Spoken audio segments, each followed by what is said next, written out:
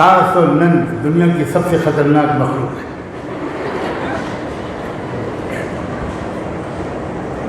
الساس مساس وما ادراک مساس۔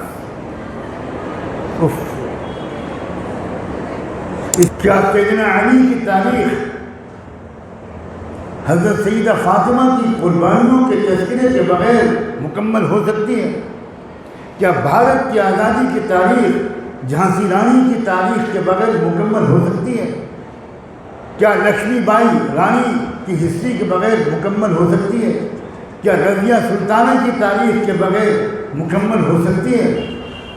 اور اگر کچھ لوگ واقف ہوں تو میں کہنا چاہتا ہوں، کیا حضرت مولانا قاسم نانوتوی کی تاریخ ان کی وفادار بہادر نئی نوینی ینگ دلہن کی تاریخ کے بغیر مکمل ہو سکتی ہے؟ الحمدللہ وکفی والسلام علی عبادہ الذین اصطفی، اما بعد، اعوذ باللہ من الشیطان الرجیم، بسم اللہ الرحمن الرحیم، وَلَهُنَّ مِثْلُ الَّذِي عَلَيْهِنَّ بِالْمَعْرُوفِ۔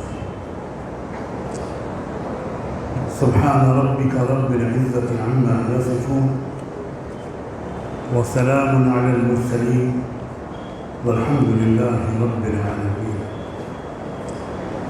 اللهم صل على سيدنا محمد وعلى آل سيدنا محمد وبارك وسلم۔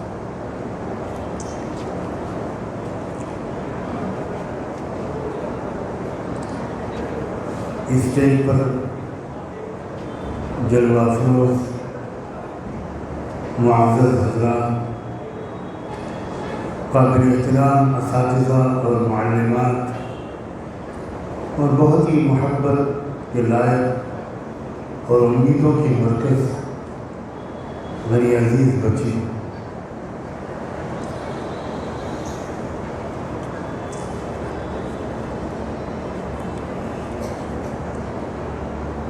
انسانی سماج میں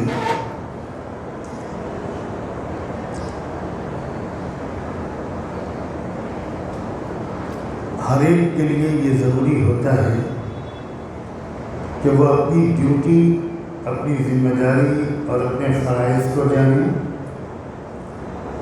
اور اپنے پارٹنر کے حقوق اور رائٹس کو جانے۔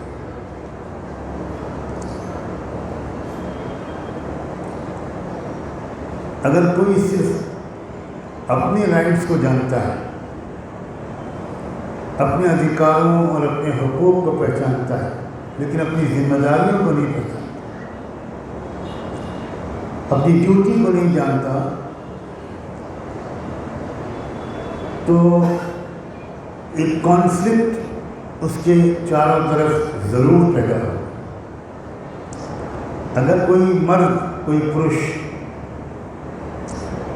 اپنے رائٹس کو جانتا ہے، اپنے ادھیکاروں کو جانتا ہے، اور وہ عورتوں سے اپنے ادھیکاروں کی ڈیمانڈ کرتا ہے، لیکن عورتوں کے کئی مرد کی جو ذمہ داریاں ہیں، اس کی جو ڈیوٹی ہے وہ نہیں جانتا،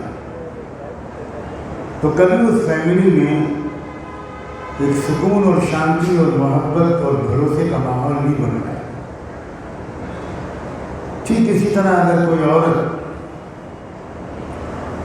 اپنے حقوق کو جانتی ہے، اپنے ادھیکاروں کو جانتی ہے، اس کی لڑائی بھی لڑتی ہے، لیکن اس کی اپنی جو ڈیوٹیز ہیں، ایک مہیلا ہونے کے ناطے، ایک ماں ہونے کے ناطے، ایک وائف ہونے کے ناطے، ایک بیٹی اور بہن ہونے کے ناطے وہ نہیں جانتی، اپنے رائٹس کو جانتی ہے، تب بھی اس گھر میں ایک اچھا ماحول نہیں بن پایا۔ یہ آج کل کا ایک فیشن ہے کہ عورتوں کے ادھیکاروں کی بات کی جائے۔ میں خوش ہوں کہ یہاں کی بہت پڑھی لکھی ٹیچریں بھی میری بات پر مسکرا کر تعریف کر رہے ہیں۔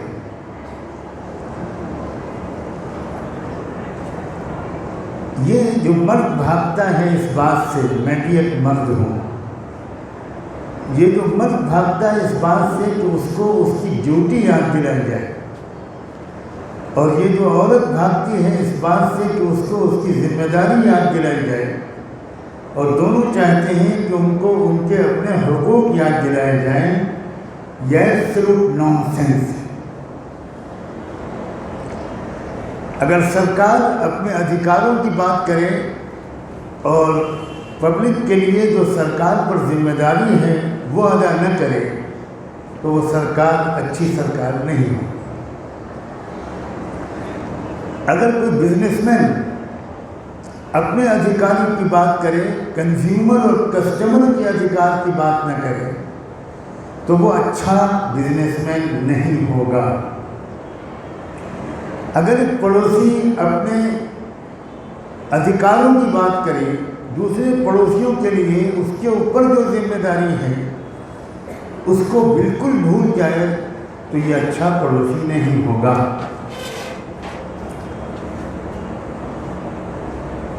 اس لیے میں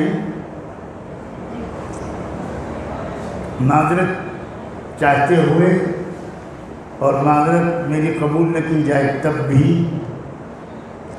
اپنے مہمان ہونے سے فائدہ اٹھاتے ہوئے میں صرف عورتوں کے حقوق کی بات ہرگز نہیں کروں گا۔ تالی کبھی ایک ہاتھ سے نہیں بجتی، ہو سکتا ہے راجستھان میں بجتی۔ ہم نے تو دنیا میں تالی کو ایک ہاتھ سے بجتے ہوئے کہیں نہیں دیکھا۔ اس یونیورسٹی نے اتنی ترقی کر لی ہو عتیق صاحب کی رہنمائی میں کہ ایک ہاتھ سے تالی بجنے لگی ہو، تو یہ تو چندریان 3 کے مون کے ساؤتھ زون پر اترنے سے بھی بڑا کارنامہ ہے۔ اس لیے آپ کو بھارت رتن کا دنیا بھر کے اور ایوارڈ دینے چاہیے اگر میری سفارش کوئی مانے تو۔ تالی ایک ہاتھ سے کبھی نہیں بج سکتی۔ اگر افسوس میں جس بات کا ظاہر کرنا چاہتا ہوں، بہت ہی دکھے دل سے 99.9% مسلمان اسلام کو نہیں جانتے۔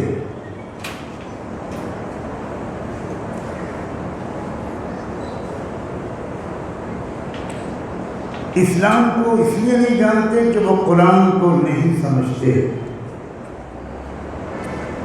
مسلمانوں کی زندگی کو دیکھ کر اسلام کے بارے میں کوئی رائے قائم کرنا یہ ایسا ہی ہے جیسے بھارت کے لوگوں کو دیکھ کر انڈیا کے کانسٹیٹیوشن کے بارے میں رائے قائم کرنا۔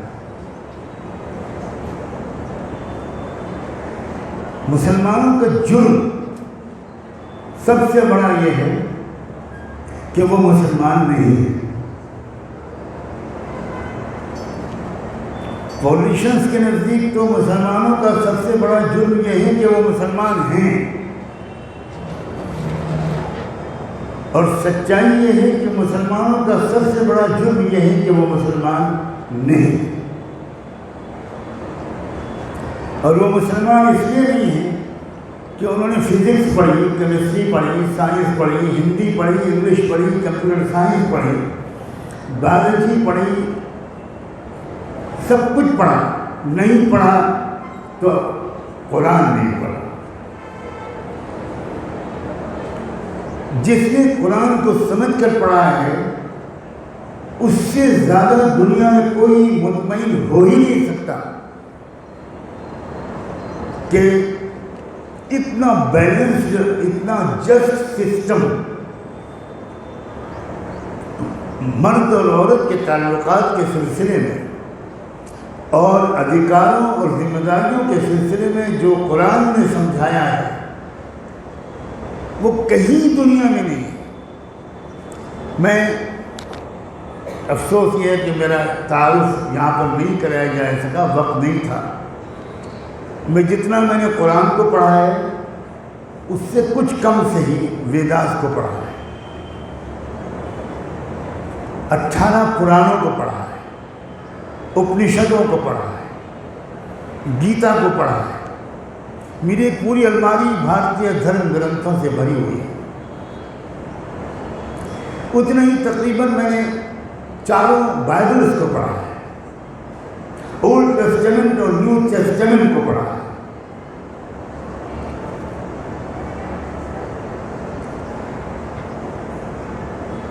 اسٹینفورڈ یونیورسٹی امریکہ کی سب سے بڑی یونیورسٹی ہے، اس میں کرسچینٹی ریلیجنس کے جو ڈپارٹمنٹ جو فیکلٹی ہے کمپیریٹیو اسٹڈیز کی، اس میں کرسچینٹی کے پروفیسر سے میں نے 2 دن تک 4 گھنٹے بات کی، اور ان رائٹنگ انہوں نے مجھے لکھ کر دیا تھا کہ I have no doubt whatsoever that the Quran is the best guide for mankind۔ مجھے شکایت ہے اپنے اسکولوں اور کالجوں یونیورسٹیوں سے کہ وہ جس طرح قرآن کو ان کو پڑھانا چاہیے وہ نہیں پڑھا۔ قرآن کی تلاوت کر لینا صرف رمضان میں یا جمعے کے دن، اس کو قرآن کا پڑھنا نہیں کہتے۔ آپ میڈیکل سائنس کی کتاب کی تلاوت کر کے کیا ڈاکٹر بن جائیں گے؟ آپ کیا لا کی کتاب کی ہر سنڈے میں تلاوت کر کے کیا آپ لائر بن جائیں گے؟ ان ڈیپتھ آپ کو سمجھنا ہوگا۔ میں نے ایک آیت چھوٹی سی پڑھی تھی کیونکہ وقت مجھے بہت کم ملا ہے، اور دلچسپ بات یہ ہے کہ اس کی وجہ یہ بتائی گئی ہے کہ آپ کی بسیں آ جائیں گی۔ اب آدھے گھنٹے یا 20 منٹ میں اتنے نازک موضوع پر بات کرنا یہ عجیب و غریب بات ہے۔ میں نے چھوٹی سی آیت پڑھی، وَلَهُنَّ مِثْلُ الَّذِي عَلَيْهِنَّ۔ کیا قرآن نے کہا؟ قرآن نے کہا ہے کہ عورتوں کے وہی رائٹس ہیں مردوں پر جو مردوں کے رائٹس ہیں عورتوں پر، ایک دم ایکول۔ وَلَهُنَّ مِثْلُ الَّذِي عَلَيْهِنَّ، جو ذمہ داریاں عورت کی ہیں، جو حقوق عورت کے ہیں، وہی حقوق مرد کے بھی ہیں عورتوں کے لیے۔ اب اگر مرد صرف اپنے حقوق کی بات کرے تو کام نہیں چلے گا، عورت اپنے حقوق کی بات کرے تو کام نہیں چلے گا۔ عورت کے حقوق کی بات ویسٹ نے چلائی تھی ایک سازش کے تحت، اس کو سمجھنا چاہیے، ورنہ اسلام نے اس زمانے میں جہاں عورتوں کا کیا حق تھا وہ تو اس پیاری بچی نے اپنی تقریر میں ہمیں اور آپ کو یاد دلا دیا۔ وہاں عورت کو زندہ رہنے کا حق نہیں تھا، وہاں عورت کو کیا مقام ملا کوئی امیجن ہی نہیں کر سکتا تھا کہ کیا عزت، کیا محبت، کیا وقار، کیا ریسپیکٹ عورت کو دیا گیا۔ اور اس زمانے کی عورتوں نے اپنے اس سماج کو سجانے میں کتنا بڑا رول پلے کیا۔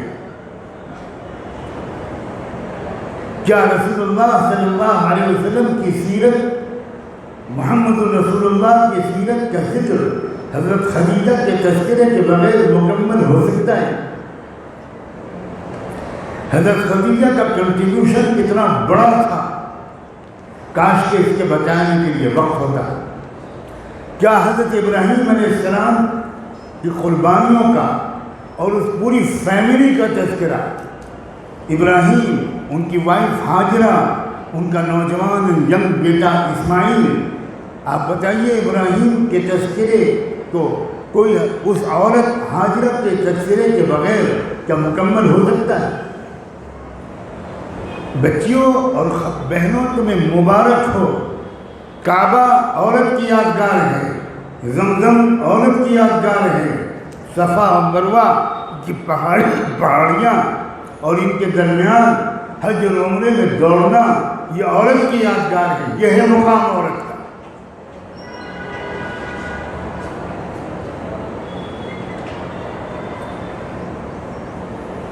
کیا حضرت موسیٰ علیہ السلام کا تذکرہ ان کی ماں کے تذکرے کے بغیر مکمل ہو سکتا ہے؟ مجھے افسوس ہے کہ وقت نہیں ہے، اس ریسٹرین کی وجہ سے مجھے اشارے کرنے پڑ رہے ہیں۔ میں جانتا ہوں کہ آپ کو نہیں معلوم ہوگا کہ موسیٰ کی ماں کا تذکرہ قرآن میں کس طرح کیا گیا ہے، کیا اسٹیٹس ہے اس عورت کا۔ اور اس وقت دنیا میں سب سے بڑے ڈکٹیٹر تھے، انسانی کمزور طبقات کو، ویکر سیکشنز کو، غلاموں کو، آپریس سوسائٹی کو اس وقت کی ڈکٹیٹرشپ سے چھٹکارا دلانے میں موسیٰ علیہ السلام کی ماں کا، ان کے پیشنس کا، ان کے فیتھ کا، ان کی ہمت اور بہادری کا اور ان کی ٹرسٹ کا کتنا بڑا کنٹریبیوشن۔ موسیٰ کی ماں نے ایک بہت بہادری کا کام نہ کیا ہوتا تو موسیٰ زندہ ہی نہ رہتے، اور وہ زندہ نہ رہتے تو وہ انقلاب نہ آتا جو آیا، غلاموں کو آزادی نہ ملی ہوتی جو آئی۔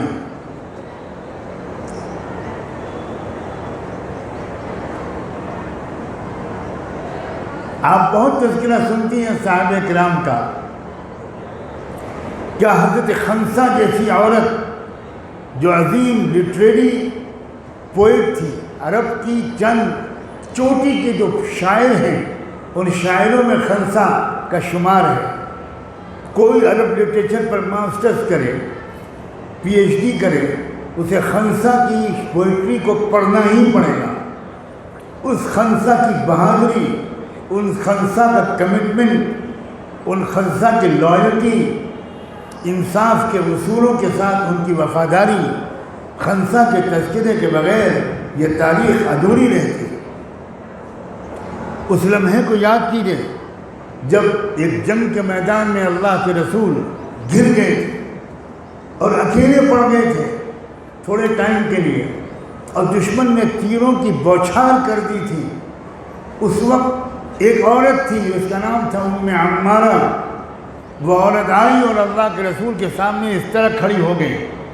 اللہ نے ان کو ایک مضبوط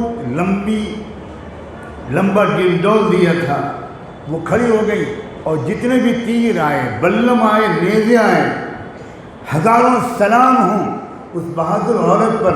ام عمارہ نے اپنی ساتھیوں سینوں پر، اپنے کندھوں اور کمر پر لیے، ایک تیر محبوب خدا صلی اللہ علیہ وآلہ وسلم کو نہیں لگنے دیا۔ کیا سیدنا علی کی تاریخ حضرت سیدہ فاطمہ کی قربانیوں کے تذکرے کے بغیر مکمل ہو سکتی ہے؟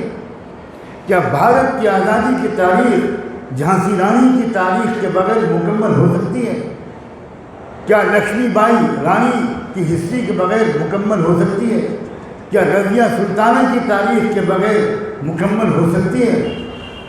اور اگر کچھ لوگ واقف ہوں تو میں کہنا چاہتا ہوں، کیا حضرت مولانا قاسم نانوتوی کی تاریخ، ان کی وفادار بہادر نئی نوینی ینگ دلہن کی تاریخ کے بغیر مکمل ہو سکتی ہے؟ مولانا قاسم نانوتوی کی جب رشتہ طے ہونے لگا تو ایک بہت مالدار گھر کی لڑکی سے طے ہو رہا تھا۔ وہ بہت منع کرتے رہے کہ میری شادی کرنی ہی ہے تو کسی غریب گھر کی لڑکی سے کیجیے، مجھے ایک مشن کے لیے جینا ہے، مجھے اپنے ملک کو آزاد کرانا ہے، مجھے انگریزوں کے قبضے سے بھارت کو آزاد کرانا ہے، میں کسی امیر لڑکی کو خوش نہیں کر پاؤں گا۔ لیکن الٹی بات تھی، وہ امیر لڑکی کے باپ کو اصرار تھا کہ میں اپنی بیٹی دوں گا تو مولوی محمد قاسم کو دوں۔ شادی ہو گئی، رخصت ہو کے دلہن آئی۔ پہلی ملاقات کے لیے مولانا قاسم نانوتوی نوجوان اپنی دلہن کے پاس گئے، سلام دعا محبت کی باتیں۔ تھوڑی دیر کے بعد مولانا قاسم نانوتوی بالکل خاموش ہو گئے۔ 2-4 منٹ اس دلہن نے انتظار کیا، پھر کہا کہ مجھ سے کوئی غلطی ہو گئی، کیا بات ہے؟ آپ بالکل چپ ہو گئے۔ انہوں نے کہا نہیں ایسی کوئی بات نہیں، اصل میں سر سے پیر تک تم سونے کے زیوروں میں جو ڈوبی ہوئی ہو، اس زمانے کے اعتبار سے لکھا جاتا ہے کہ 1.5 لاکھ روپے کے زیور تھے۔ کوئی کیلکولیٹ کریں تو ہو سکتا ہے کہ 50 کروڑ آج کے ہوں یا ہو سکتا ہے 100 کروڑ. اتنے سونا لائی تھی وہ بیوی. اس کو دیکھ کر یہ شوہر خوش ہونے کے بجائے غمگین. تو انہوں نے پوچھا کیا بات ہے؟ تو ان کا دیکھو آپ جانتی ہو بیٹا، شاید آپ جانتی ہو کہ جنگ عظیم ورلڈ وار ختم ہوئی ہے. بلقان سے لے کر ترکی تک کروڑوں لوگ زخمی ہیں، لاکھوں زخمی ہیں، بیمار ہیں، بھوکے ہیں. ملک بالکل دیوالیہ ہو گیا ہے جنگ کی وجہ سے. اب میں کیونکہ مشن میں لگا ہوا ہوں تو تمہارے زیور دیکھ کر مجھے وہ زخمی ننگے بھوکے لوگ یاد آ گئے. اب میں سوچ رہا ہوں میں کیسے اپنے دماغ کو ادھر سے ہٹاؤں. سنو بچیوں، یہ ہے عورت. وہ دلہن اٹھی، کسی دوسرے کمرے یا کوٹری میں گئی. اس نے اپنے بدن کا ایک ایک زیور اتارا اور کسی دوپٹے یا چادر میں ان زیوروں کو رکھ کر لائی اور مولانا قاسم نانوتوی کے قدموں پر رکھ دیا. کہا یہ سب آپ ان تمام لوگوں تک بھجوا دیجیے، مجھے اپنے گھر سے دور نہ بھیجیے، اپنے قدموں سے جدا مت. یہ ہے مسلم عورت.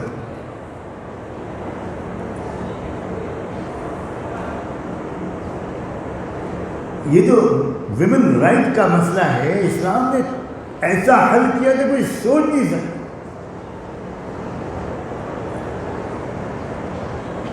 مغربی ملکوں میں آج سے 5-6 سال 100 سال پہلے تک عورت کو ووٹ ڈالنے کا حق نہیں تھا. آج جو ہم کو ایکولیٹی سکھا رہے ہیں، آج جو ہم کو ویمن رائٹ سکھا رہے ہیں، بلکہ 1960 میں 1960 میں ویمن رائٹ، ویمن کو، عورتوں کو ووٹ دینے کا حق دیا گیا. امریکہ میں آج تک کوئی صدر عورت نہیں بن سکی. یہ مغرب نے کیوں کیا تھا؟ اس کی ہسٹری آپ اپنے استادوں سے ضرور پڑھیں. سگریٹ کی 2 کمپنیاں، سگریٹ کی 2 کمپنیاں ورلڈ پالیٹکس کو چلا رہی تھیں اور آج بھی چلا رہی ہیں. اب ویپن انڈسٹری، ہتھیاروں کی انڈسٹری کھڑی ہو گئی ہے سگریٹ کی انڈسٹری کو چیلنج کرنے کے لیے. لیکن میں آج سے 150 سال 200 سال 250 سال پہلے کی بات کر رہا ہوں. سگریٹ کی 2 کمپنیاں تھیں. اب مسئلہ یہ تھا کہ سگریٹ کی ڈیمانڈ بڑھتی جا رہی تھی، کیونکہ سوسائٹی میں جب ڈپریشن بڑھتا ہے، جب فرسٹریشن بڑھتا ہے، تو ڈرگس یا سیمی ڈرگس کی ضرورت اور ڈیمانڈ بڑھتی ہے.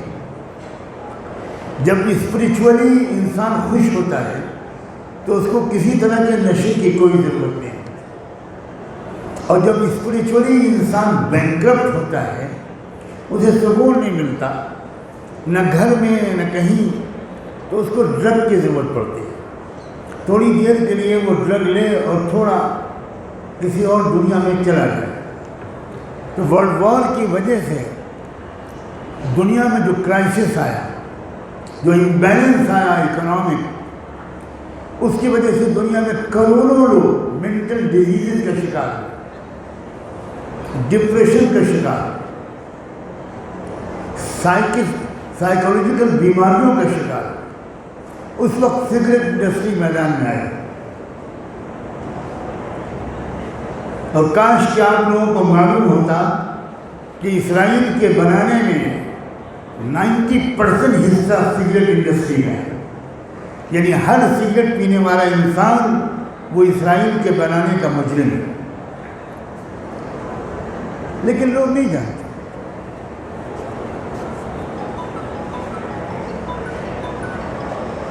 ان سگریٹ کی انڈسٹریز کو سستے لیبر کی ضرورت ہوئی کہ مزدوری کم دینی پڑے، پروفٹ زیادہ ہو. جاپان کو ری بلڈ کرنے کے لیے نیوکلیئر اٹیک کے بعد سستے لیبر کی ضرورت پڑی. جرمنی کو ورلڈ وار میں تباہ ہونے کے بعد آپ نے پڑھا ہوگا, نہیں پڑھا ہوگا تو پڑھنا چاہیے کہ ورلڈ وار کے بعد جرمنی میں ایک بلڈنگ باقی نہیں رہ گئی تھی. اس جرمنی کو ری بلڈ کرنے کے لیے سستا لیبر چاہیے. تو پھر یہ بات سامنے آئی کہ عورت آدھی تنخواہ یا اس سے بھی کم پر کام کرے. اب جب عورت کو سستے لیبر کے طور پر گھر سے باہر نکالنا تھا اور عورت نکلنے پر راضی نہیں تھی, صرف مسلمان عورت نہیں, پوری دنیا کی عورتیں وہ اپنے گھر کو جنت سمجھتی ہیں, اپنی فیملی کو اپنا سب سے بڑا گارڈن سمجھتی ہیں. اب اس عورت کو نکالنا ہے باہر, تو اس وقت ہزاروں ڈالر منتھلی کی سیلری پر فلورائڈ جیسے فلاسفرز کو کھڑا کیا گیا, سیکسول انارکی پھیلائی گئی, اور عورت اور مرد کی برابری اور عورت کے رائٹس پر فلمیں بنائی گئیں, ڈرامے کیے گئے, نکڑ ناٹک کیے گئے, اور عورت بھولی بالی سمجھی کہ یہ ہمارے خیر خواہ ہیں, یہ ہم کو آزادی دلانا چاہ رہے ہیں. وہ آزادی جو گھر میں حاصل تھی, اس آزادی کو چھین کر وہ فیکٹری اور کارخانے کا غلام بنا رہے تھے. لیکن مجھے جو سب سے بڑی مصیبت ہے وہ یہ ہے کہ ہماری یونیورسٹیز کو اور کالجز کو یہ فیسلٹی حاصل ہے کہ وہ فیکلٹی لیکچررز کو بلائیں اور آزاد مطالعہ کرائیں. وہ کتابیں جو انگریزوں نے چند لوگوں نے لکھی ہیں, صرف ان کتابوں میں سچائی نہیں ہے. انڈین ہسٹری کو انگریزوں نے جتنا بگاڑا ہے, ہندو مسلم زہر جو بویا ہے, یہ انگریز رائٹرز نے بویا ہے. ورنہ چھترپتی شیواجی مہاراج کا کمانڈر, توپوں کا انچارج ابراہیم خان کیوں تھا؟ یہ لڑائیاں راجوں مہاراجوں کی لڑائیاں تھیں. ان لڑائیوں کا دھرم سے کوئی تعلق نہیں تھا. وہ تو شاہ جہاں نے اپنے بھائی کو مارا تھا, وہاں کون سا ہندو تھا؟ یہ تو ہوا کرتی تھی بہت ایک بھائی دوسرے بھائی کو, چاہے وہ ہندو ہو چاہے مسلمان, اس سے کوئی مطلب نہیں.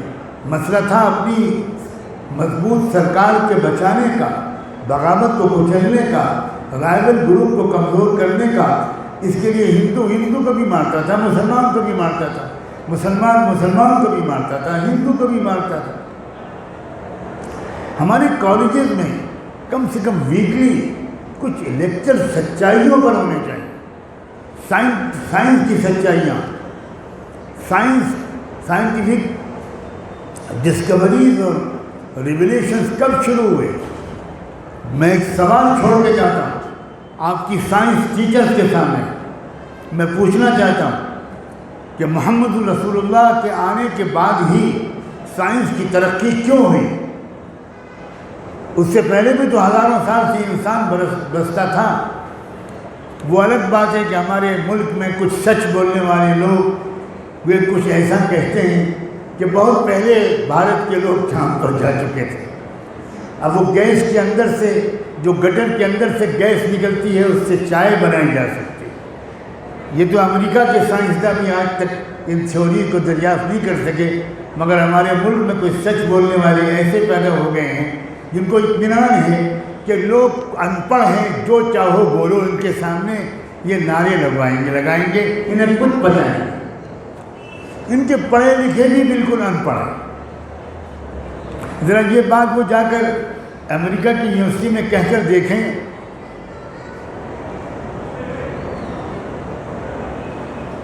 کیوں سائنس کی ترقی محمد رسول اللہ کے بعد ہی ہوئی؟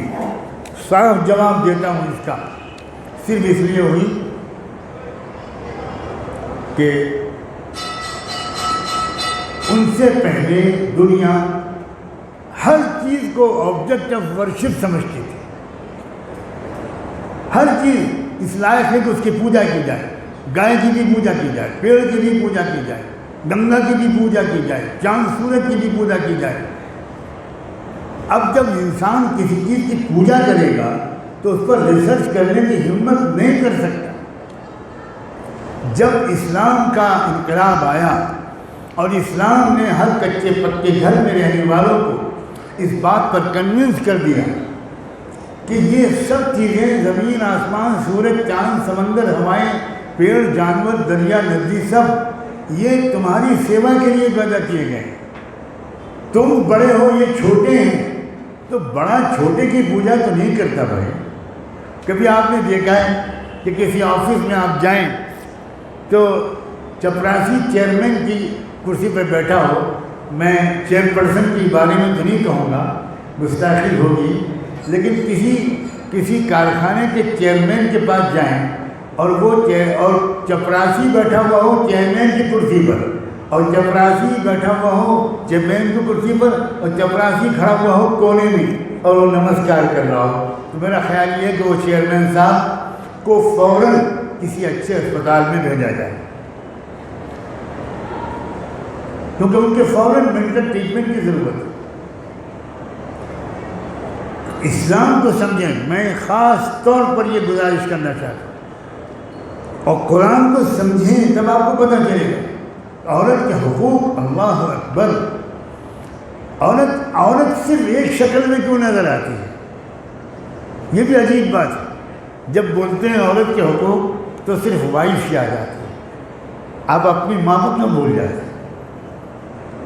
پہلی عورت تو ماں ہے، اور ماں کا حال یہ ہے کہ اسلام کہتا ہے کہ ماں کے قدموں کے نیچے جنت ہے، باپ کے بارے میں نہیں کہا۔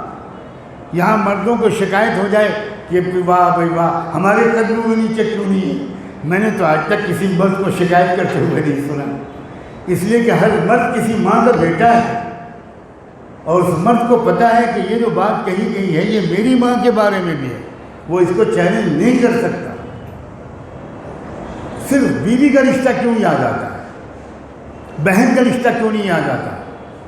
محمد رسول اللہ کی کوئی بہن نہیں تھی، اور بچیوں سنو، ان کو حسرت تھی کہ میری کوئی بہن نہیں ہے، تو جس لڑکی نے بچپن میں ان کی ماں کا دودھ پیا تھا، حلیمہ سعدیہ کا، وہ دودھ کے رشتے سے ان کی بہن ہوئی۔ پھر عجیب بات یہ ہوئی کہ ایک مرتبہ وہ آئیں مدینے میں، اور اس لیے اس طرح آئیں کہ ایک مسلمانوں کے قافلہ گیا تھا، وہاں لوگوں کو سمجھانا شروع کیا، لوگوں نے مار دھاڑ شروع کی، انہوں نے اپنا ڈیفنس کیا، اور بالآخر وہ جیت گئے، اور وہاں کے لوگوں کو، کچھ لوگوں کو اریسٹ کر کے وہ مدینے میں لائے۔ یہ پریزنر آف وار تھے، اور پریزنر آف وار کا بہت الگ رائٹس ہوتے ہیں، یہ کرمنل نہیں ہوتے، یہ جنگ کے قیدی الگ ہوتے ہیں، ان کو الگ طریقے سے ٹریٹ کیا جاتا ہے۔ تو پریزنر آف وار کی حیثیت سے یہ لوگ مدینے میں آئے۔ اس میں ایک عورت تھی، ایک ینگ عورت یا لڑکی، وہ وہی تھی جو اللہ کے رسول کی بچپن کی دودھ شریک بہن تھی۔ حضور کو پتہ چلا تو آپ نے صحابہ سے کہا بھئی وہ میری بہن ہے، تم مجھے اجازت دو، میں اس کو ریلیز کروں، رہا کروں، اور میں اپنے پاس بلا کر ایک بھائی کی طرح اس کو عزت دوں۔ وہ مسلمان نہیں تھی، مگر آپ نے اس کو اپنا بہن مانا۔ اب جب وہ آئی تو وہ تو بیچاری پرزنر تھی، تو وہ ڈر رہی تھی، گھبرا رہی تھی۔ حضور نے اپنی چادر اتار کر بچھا دی اور کہا شیما اس پر بیٹھو۔ وہ تو پانی پانی ہو گئی۔ حضور نے پوچھا شیما تم کیوں ڈر رہے ہو؟ تو شیما نے کہا میں نے سنا ہے کہ آپ پیغمبر بھی ہیں اور آپ عرب کے بادشاہ بھی ہو گئے، میں ایک دیہاتی ہوں، ان پڑھ، پتہ نہیں آپ کے دربار کی عزت کر پاؤں یا نہ کر پاؤں، مجھے گھبراہٹ ہو گئی۔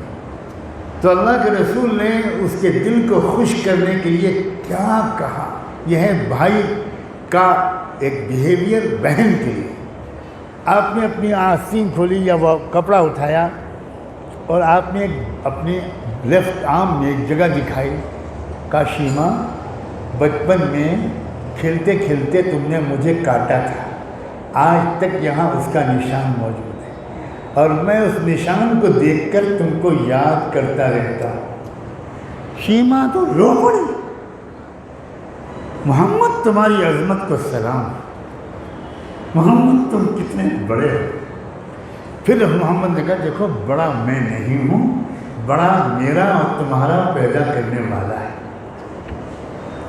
تو شیما نے کہا کہ محمد کیا آپ میرا اس سے تعارف کرا سکتے ہیں؟ تو حضور نے کہا بس لا الہ الا اللہ محمد رسول اللہ، یہ تعارف۔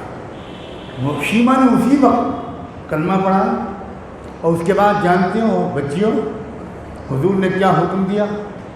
اپنے گھر میں لے گئے، اپنی بیوی سے کہا کہ میری بہن آئی ہے۔ اب نند بھاوت کے جھگڑے تو مشہور، تو آپ کی بیوی بولی میں نے تو کبھی آپ کی بہن کے بارے میں نہیں سنا، یہ نئی بہن کہاں سے آ گئی؟ اوہو اللہ تم کو اچھی نندیں دے، کہو آمین۔ اس لیے کہ ساس اور نند دنیا کی سب سے خطرناک مخلوق ہے۔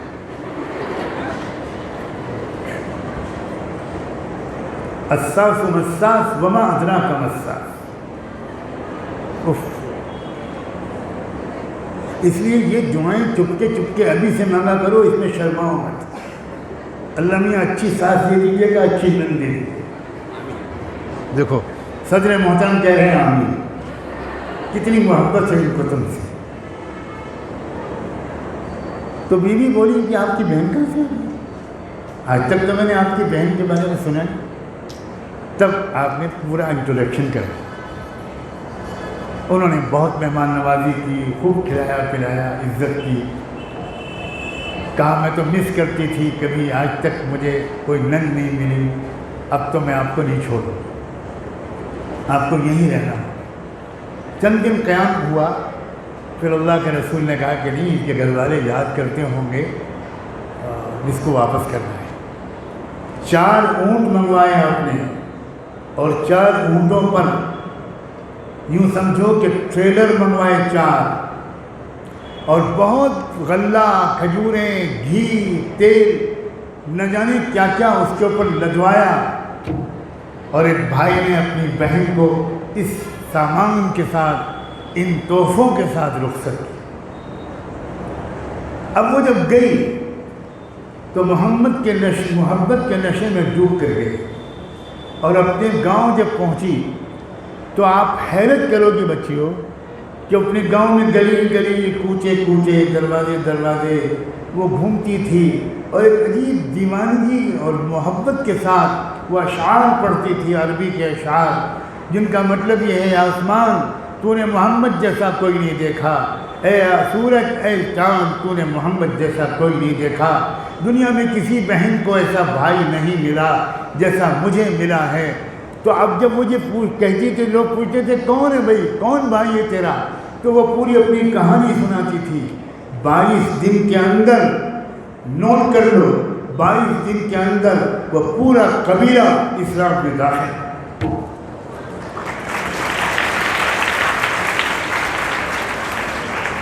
آخر میں صرف اتنا ہی کہوں گا کہ اللہ سلامت رکھے آپ کے وائس چانسلر صاحب کو، آپ کے چیئرپرسن صاحب عتیق صاحب کو، آپ کے جنرل سیکرٹری کو، آپ کے تمام ٹیچروں کو، کہ آپ کو ایک موقع ملا ہے۔ خاص طور پر میں اپنی بچیوں سے کہتا ہوں، آپ کو اگر نان مسلم سہیلیاں آپ کے ساتھ ہیں، کلاس میٹس آپ کے ساتھ ہیں، تو یہ آپ کے لیے گولڈن اپارچونٹی ہے۔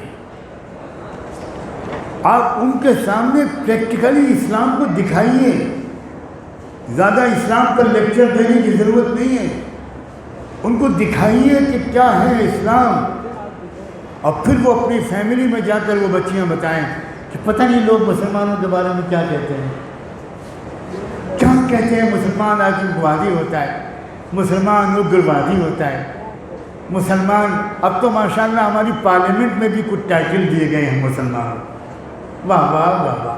ایک طرف چندریان چاند پر اتر رہا ہے، ایک طرف بھارت زمین کے نیچے دھنس رہا ہے۔ بچیوں تمہیں اس کے خلاف کھڑا ہونا ہوگا، تمہیں ایک ماحول بنانا ہوگا اس ملک میں، محبت کا، پریم کا، ایکتا کا، اتحاد کا۔ یہ نفرت کے سوداگر اس ملک کے دشمن ہیں۔ تمہیں اپنی فیملی سے لے کر اپنی محلوں تک، اپنی پریوار تک، اپنی لارجر فیملی تک یہ پیغام پہنچانا ہوگا کہ ہم سب ایک ہیں، اور اسی لیے بھارت کے جو فور فادرز تھے، جو آزادی کے فریڈم فائٹرز تھے، انہوں نے یہ کانسٹیٹیوشن بنایا۔ I can say with all authority, the Indian Constitution is one of the best constitutions in all world. آج اس سمویدھان کو بدلنے کی سازش کی جا رہی ہے، آج اس کانسٹیٹیوشن کو بدلنے کی سازش کی جا رہی ہے۔ یہ تھوڑے سے لوگ، آپ ان کو ناکام کر سکتی ہو، بچیوں تم بہت بڑا کام کر سکتی ہو، بہت بڑی چینج لا سکتی ہو اس دیش میں۔ آپ اچھی خوش قسمت ہو کہ اس کالج میں پڑھتی ہو، جہاں ایسی یکجہتی ہے، جہاں ایسی انسانیت ہے، جہاں ایسی آپس کی محبت ہے۔ بچیوں، آپ مسلمان بچیوں کو میں کہتا ہوں کہ آپ پڑھو کہ اصلی بھارتی ویدک دھرم کیا تھا، اصلی سناتن دھرم کیا تھا۔ سناتن دھرم میں مورتی پوجا نہیں تھی، میں چیلنج کر کے کہتا ہوں، کوئی آئے مجھ سے ڈیبیٹ کرے، سناتن دھرم میں مورتی پوجا نہیں تھی۔ شاشوت دھرم کہتے ہیں اس کو، جس کو قرآن میں دین قیم کہا گیا، شروع سے لے کر آخر تک سب سے زیادہ سیدھا چلنے والا دین وہ ہے شاشوت دھرم، وہ ہے سناتن دھرم، اور اسی کا نام ہے اسلام۔ اس کو سمجھیے، آپ کا کالج اس کا ایک زبردست مرکز بنے۔ میں دعاؤں پر اپنی بات ختم کرتا ہوں۔ دل میں کہنے کو تو بات بہت ہے، آپ سے شکایت ہے کہ آپ نے اتنے شاندار آڈینس کو سامنے بٹھایا، دیش کا مستقبل بٹھا دیا، اور مجھ سے کہا زیادہ لمبی بات مت کریے گا۔ عجب دستور زباں بندی ہے یہاں تیری محفل میں۔ بہت بہت شکریہ۔